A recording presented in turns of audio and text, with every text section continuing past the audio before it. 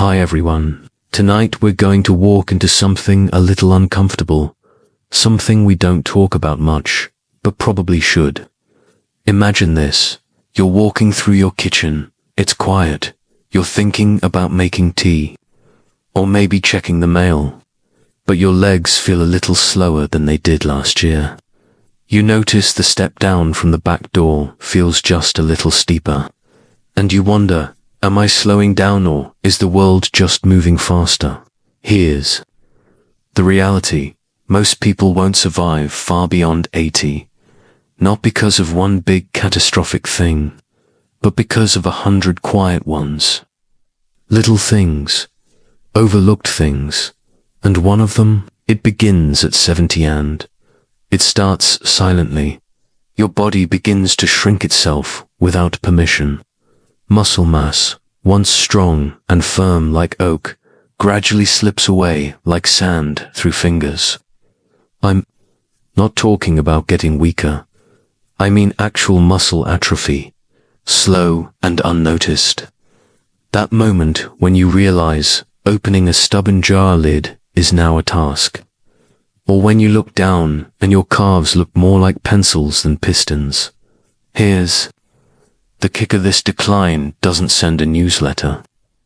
There's no "you're losing muscle" alarm. It's silent, creeping, until one day you bend to tie your shoes and it feels like squatting a grand piano. But we wave it off. Oh, that's just aging. We say, no, friend. That's sarcopenia. And it's about as fun as it sounds. And now let's insert an unexpected fact to break the tension. Octopuses have 3 hearts, and when they swim, 2 of them stop beating. Wild, right? Meanwhile, we struggle to get up from a recliner without groaning like a haunted house door. Back to reality. By the time most folks hit 75, they've lost 10% or more of their muscle mass. That affects balance, speed, metabolism, and even how, well, your organs function. Because here's the thing, your muscles aren't just for movement, they're engines for life. They store glucose, support your immune system, and help regulate hormones. So when the silent decline starts at 70 and continues unchecked, it sets a timer, a biological countdown that most people don't even realize is ticking. I used to think I was doing fine because I walked around the block a few times a week, but walking alone isn't enough. If you're not challenging your muscles, if you're not pushing back against the shrinkage, surrendering your independence, without even realizing it, there's an academic phrase I love that really hammers it home: functional reserve capacity. It means the margin between what your body can handle and what it must handle. After 70, that margin narrows dramatically. Suddenly, things like stairs, curbs, and even standing for too long become challenges. Your buffer is gone, so what do? Do you fight back with resistance?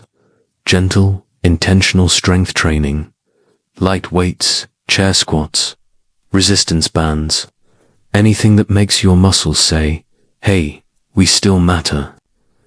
Old age wisdom says, if you want to stay in the game, you've got to move like you're still playing. This isn't fear-mongering, it's your wake-up call. Because if you're already over 70, the silent decline has likely begun. If you're not careful, it'll become the loud end. But here's the good news. The body responds. Even now, even late. You just have to start before that cliff, 80, turns into a wall you can't climb. Asterisk. I still remember the first time I realized how weak my legs had become. It wasn't during some athletic fete, it was while getting up from a lawn chair. My thighs trembled like I'd just finished a marathon, and I actually had to use both hands to push myself upright. I laughed it off in front of friends, but that little tremor haunted me. That's when it really hit me. I was losing strength, and fast. Muscle loss after 70 isn't just about appearance or vanity. It's about survival. And here's something most people never hear. Muscle is a better predictor of longevity than weight or cholesterol. Yeah, even more than blood pressure. That's because muscles do so much more than move your body. They act like a battery fueling stability, energy, immunity, and metabolism. Now here's a surprising fact to chew on after the age of 30. We lose roughly 3 to 8% of muscle mass every decade. After 60, it speeds up. By 80, you could have lost up to half of your peak muscle. Half. Imagine trying to walk, balance, or catch yourself with only half the power you once had. It's no wonder so many people find themselves frail or stuck in a chair by the time they hit their 80s. I used to think all I needed was a brisk walk now and then. But walking is like coasting downhill. It doesn't rebuild what's been lost. What I needed was resistance, something to push against, something to challenge my body so it wouldn't give up on me. That meant squats by the kitchen counter, leg lifts while brushing my teeth, carrying groceries like they were mini dumbbells. It wasn't about turning into a gym rat. It was about reclaiming control. Here's where it gets tricky, though. Our culture sends us weird messages after 70. It tells us to slow down, take it easy, and let the young folks do it. But taking it easy is exactly what steals your strength. Muscles respond to use and they decay from disuse. That's not opinion, that's cellular biology. Now, let's drop a little quirky detour in here. Did you know kangaroos can't walk backward? Their tail and muscular legs are too strong, too structured for retreat. It got me thinking maybe we should be a little more like kangaroos. No backward movement, just forward, just strong legs, just onward. Anyway, back to us humans. There's a term tossed around in aging studies, dynapenia. It's the gradual loss of strength not caused by disease. It creeps in without pain, without swelling, without fanfare, yet it's the reason so many older adults can't climb stairs, rise from a chair, or carry a bag of groceries. And here's the wild part. Strength loss happens faster than muscle loss. So even if your legs look the same, they might already be giving up. That's why, when people say, "I don't understand why she passed so suddenly. She seemed fine," I always wonder about the foundation. If you don't have muscle to catch you, stabilize you, or carry you through illness, your body simply can't fight the way it once did. It doesn't take a major injury. Sometimes it's just gravity doing what gravity does best. Old age wisdom says, strength is the difference between standing and surrendering. And man, it sticks. Because once you lose that strength, everything else becomes harder. Healing, moving, even breathing. It all ties back to the muscle we didn't think we needed, until we couldn't live without it. So if you're wondering why some people breeze through their 80s, while others struggle to make it past 78, ask them one question. What do you do to stay strong? Because 9 times out of 10, strength is the secret sauce they're not bragging about. And guess what? It's never too late to start cooking. Asterisk. You ever hear that phrase, getting old is lonely? Yeah, I used to think it was just something folks said when their grandkids didn't visit enough. But let me tell you, loneliness isn't just an emotion, it's a health hazard. One that creeps in slow, like fog on an early morning. And if you let it settle too long, it can choke the joy right out of you and even shorten your life. I know, I felt it. It started simple. A friend passed. Another moved away. My phone stopped buzzing. The invitations stopped coming. Next thing I knew, my world had shrunk to 4 walls and a hallway. Sure, I waved at the mailman, chatted with the checkout clerk, but deep conversation, real connection, that dried up faster than the leaves in October. Now here's the scientific. Mic drop: chronic loneliness increases your risk of dying early as much as smoking 15 cigarettes a day. Yeah, 15, every single day. And nobody puts that warning label on the front door. It messes with your hormones, weakens your immune system, and get this, 7 shrinks parts of your brain responsible for memory. That's right, being lonely can make you forget why you walked into a room, and eventually who you are. And here's a fun but slightly weird fact. Parrots can die of loneliness. If their bonded partner disappears, they stop eating, stop singing, and eventually just give up. Sounds dramatic until you realize we're not so different. We're social creatures, wired for community. And when that gets stripped away, our biology starts to fold in on itself. But let's not get too grim here. There's a solution, but it requires more than just joining a club or scrolling through Facebook. It requires being intentional, vulnerable, human. I started small. I waved at neighbors, sat outside more. I even called someone I hadn't talked to in 10 years. You know what happened? They cried. They'd been lonely too. That one call turned into monthly dinners, then group walks, then a little book club that somehow morphed into a soup and story night. Just like that, my world expanded again. Academic folks call it social connectedness as a longevity predictor. In plain English, the more real people you have in your life, the longer and better you're likely to live. And no, acquaintances don't count. You need those few who know the unfiltered version of you and still want to share coffee. Old age. Wisdom says, it's not the years in your life, but the life in your years. And let me add, it's not the number of candles on your cake, but the number of chairs around your table that truly matters. If you're nodding quietly right now, maybe even tearing up a little eye, see you. I've been there, but here's the gentle truth. The phone works both ways. The door opens in and out, and someone out there is waiting to be your friend.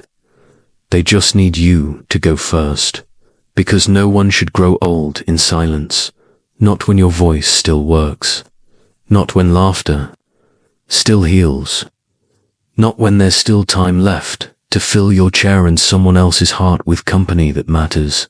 Asterisk. It's 3 a.m. and I'm wide awake again, staring at the ceiling like it owes me money. My legs twitch, my back aches, and my brain. Well, it decides now is the perfect time to remember that embarrassing thing I said in 1992. Sound familiar? Here's the part no one warned me about. After 70, sleep becomes slippery. What used to be 8 peaceful hours becomes a fragmented mess of tossing, turning, and staring into the void like you're auditioning for a horror movie. But here's the kicker. Poor sleep doesn't just make you grumpy, it messes with your longevity. Let's break it down. Sleep is when your body does its nightly housekeeping, clears out brain waste, repairs cells, recharges muscles, balances hormones. Miss out on that, and your body slowly turns into a cluttered attic full of broken junk and half-finished repairs. There's this charming academic term for it, sleep architecture disruption. Sounds like your dreams are getting evicted. In reality, it means your deep sleep, the kind that restores and heals, is being interrupted. And over time, that puts stress on your heart, immune system, memory, and even your appetite. That's right, bad sleep can make you crave donuts, forget why you walked into the room, and raise your blood pressure, all before breakfast. And don't even get me started on those early morning wake-ups. Waking up at 4 a.m. and pretending you're just an early riser is the biggest lie I told myself for a while. What I really was exhausted. And here's the science. Poor sleep increases the risk of cognitive decline, depression, and yes, early death. Not trying to scare you, just trying to keep it real. Now, a weird fun fact to lighten the mood: giraffes only sleep about 30 minutes a day, no joke. They nap standing up in little 5-minute intervals. Makes my 3 hours of broken sleep feel almost luxurious. Back to the human struggle. What makes sleep harder after 70? Oh, just everything. Less melatonin, more nighttime bathroom visits, medications with side effects, noisy joints, anxiety, loneliness. It's like sleep is a picky guest who keeps canceling last minute. So what did I do? I started treating bedtime like a sacred ritual. No screens after 8. Warm tea, not too much though. Don't want to be up peeing. I dim the lights, play some quiet jazz or rain sounds, and try to stick to the same schedule every night, even if my body protests. Think of it like training. A very stubborn cat. You have to be consistent and patient. And here's the surprising part. Once I stopped trying to force sleep and started inviting it, it slowly came back. Not perfectly, but enough to wake up without feeling like I'd been hit by a bus full of regrets. Old age wisdom says, sleep is the cheapest medicine you'll ever find. And you know what? That's gospel. If you're not sleeping well, right now, don't wait to fix it. Don't let years slip away in a fog of fatigue. You deserve restful nights, vivid dreams, and mornings where you don't need 3 cups of coffee just to recognize your reflection. Your body is still trying to heal. You just give it a chance. I once found myself holding a little plastic pill organizer, the kind with the Monday through Sunday tabs, and I laughed not because it was funny, but because I couldn't believe how full it was. Morning pills, evening pills, some with food, some without. I felt like a walking pharmacy. Now don't get me wrong, medications save lives. I'm not anti-science. I'm not suggesting you toss your prescriptions in the trash and run barefoot into a forest. But here's the hard truth. Many older people aren't dying from disease. They're drowning in their medications. They call it polypharmacy, which sounds fancy, but it basically means too many pills. By the time most people hit their late 70s, they're taking 5 or more prescription drugs a day. 5. And that's not counting over-the-counter stuff, vitamins, or supplements that Dr. Internet told you to try. The academic phrase, drug interaction burden, which is just code for your meds fighting each other behind the scenes like jealous exes at a wedding. Let me share what happened to me. I was taking something for blood pressure, something else for joint pain, a third thing for cholesterol, and then something to counteract the side effects of the first thing.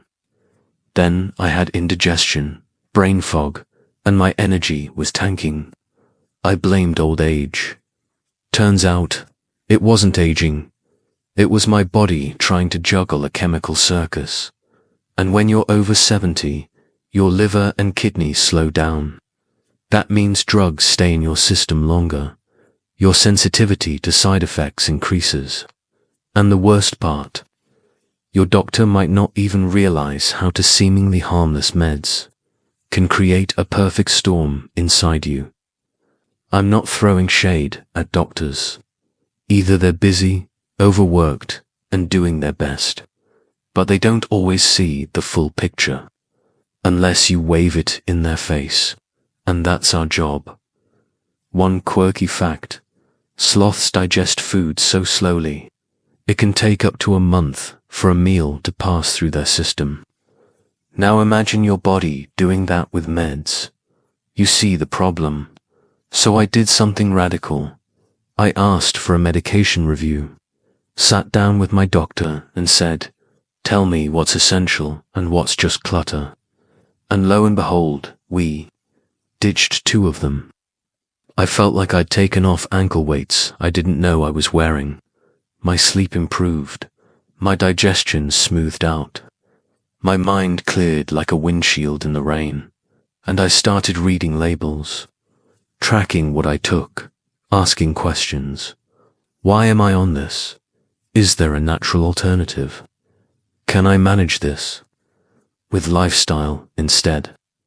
You'd be amazed how often the answer is yes. Old age wisdom says, you don't need a pill for every pain sometimes. You need a pause. If you're over 70 and you're on a daily buffet of pills, don't accept it as fate.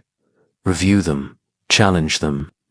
Your longevity may depend more on what you stop taking than what you start, because you weren't born to be medicated into numbness. You were born to live fully, clearly, and with a mind sharp enough to tell a good story, and legs strong enough to walk as you do. Asterisk.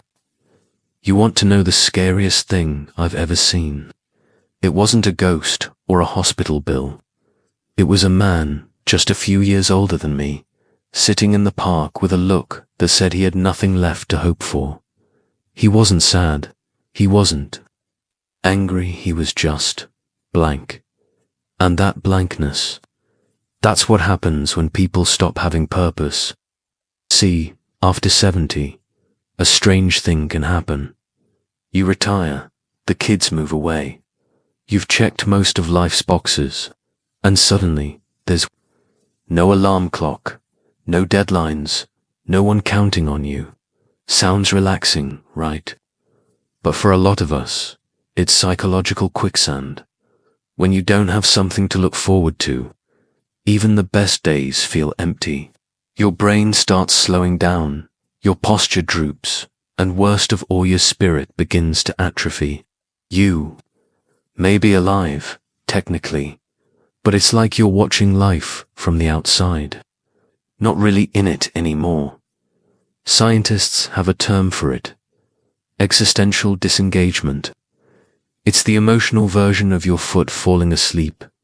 It's your soul.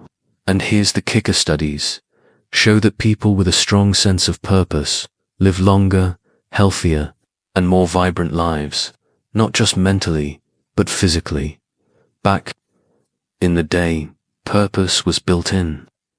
You woke up, tended the crops, raised your kids, ran the business, fixed the fence. These days, you wake up and decide whether it's a robe or sweatpants kind of morning. One random but relevant fact: octopuses only live a few months after they lay eggs. Why? Because they've fulfilled their life purpose. It's coded into their biology. Once they've done their job, their body literally shuts down. Scary, right? Now think about how that might apply to us when we no longer feel useful. Part of us starts letting go. I felt it creeping in a few years ago. I'd retired. The house was too quiet. I'd binge-watch nature documentaries and feel weirdly jealous of lions chasing gazelles. At least they had goals. I didn't want to just survive. I wanted to matter, so I tried a few things. I volunteered, mentored some younger folks, started writing letters, real ones, with stamps and bad handwriting. I fixed a neighbor's porch, taught a kid how to fish, even started a tiny vegetable garden that looks like it was designed by someone with zero gardening skills. But it gave me something to check on every morning, something to laugh about, something to do. That's the secret. Purpose doesn't have to be profound. You don't need to start a non-profit or write a memoir. Sometimes purpose is just showing up for someone or something every day. Old age wisdom says, if you're still breathing, you're not done giving. And that's true. You've got stories, skills, and soul that this world still needs. So don't let the silence fool you into thinking your time is over.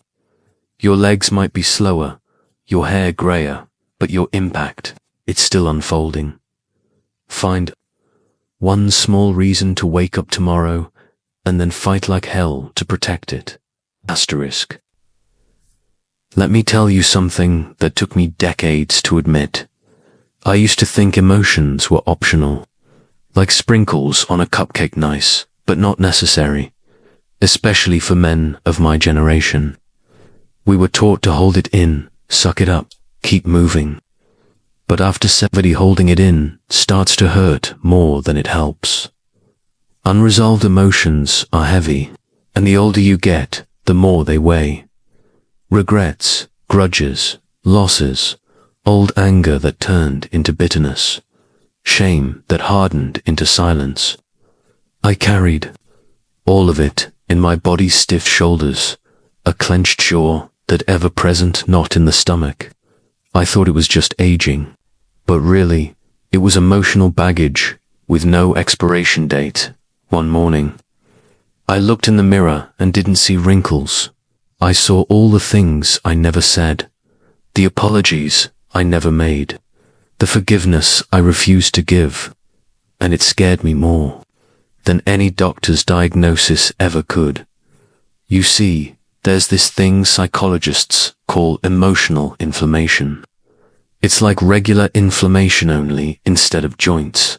It hits your relationships, your sleep, even your immune system. Left unchecked, it raises cortisol, wrecks your digestion, and puts your heart under constant strain. And it doesn't just affect your body, it warps your worldview, makes you suspicious of kindness, defensive when someone disagrees.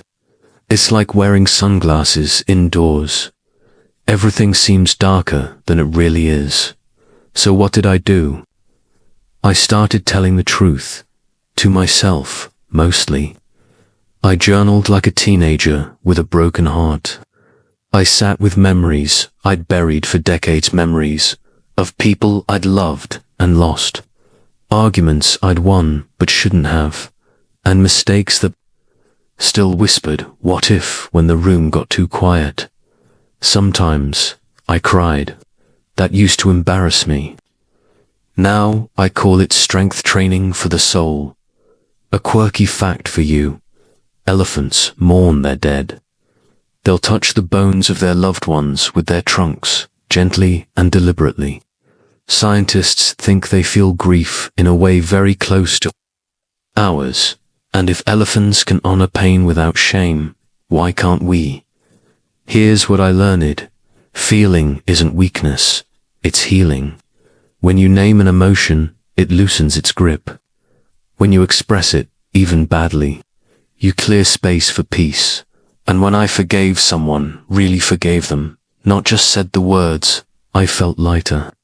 Like I dropped a backpack I didn't realize I'd been wearing for 30 years.